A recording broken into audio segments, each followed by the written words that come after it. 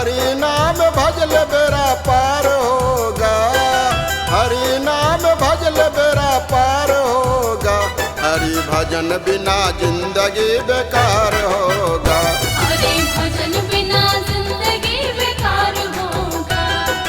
हरि नाम भजल बेरा पार होगा, हरि नाम भजल बेरा पार होगा, हरि भजन बिना जिंदगी बेकार होगा, हरि भजन बिना जिंदगी बेकार होगा।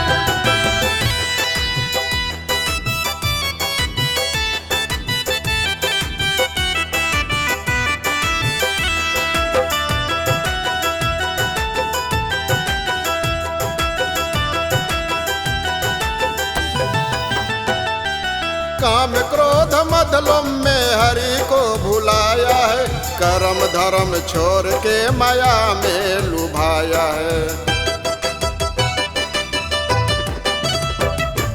काम क्रोध मद लोभ में हरि को भुलाया है, कर्म धर्म छोड़ के माया में लुभाया है। मोह माया का जग में बाजार होगा, मोह माया का जग में बाजार होगा, हरि भजन बिना जिंदगी बेकार होगा, हरि भजन बिना जिंदगी बेकार होगा। हरि हरि बोल, हरि हरि बोल।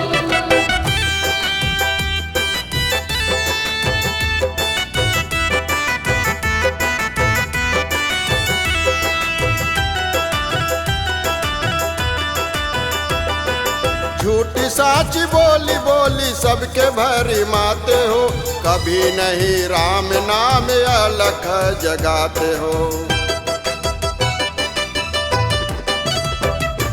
झूठी साची बोली बोली सबके भरी माते हो, कभी नहीं राम नाम अलख जगाते हो।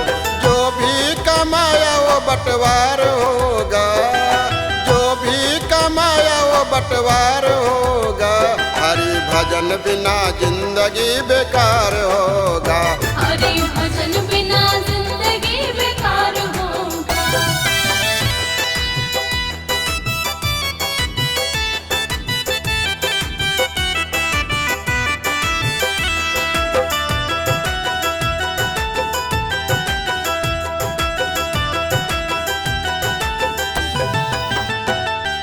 पाई पाई जोरी जोरी महल बनाते हो, अंत समय में तुम साथ नहीं पाते हो। पाई पाई जोरी जोरी महल बनाते हो, अंत समय में तुम साथ नहीं पाते हो। सतेंद्र तू अंत में लाचार होगा, सतेंद्र तू अंत में लाचार होगा, हरि भजन बिना जिंदगी बेकार होगा।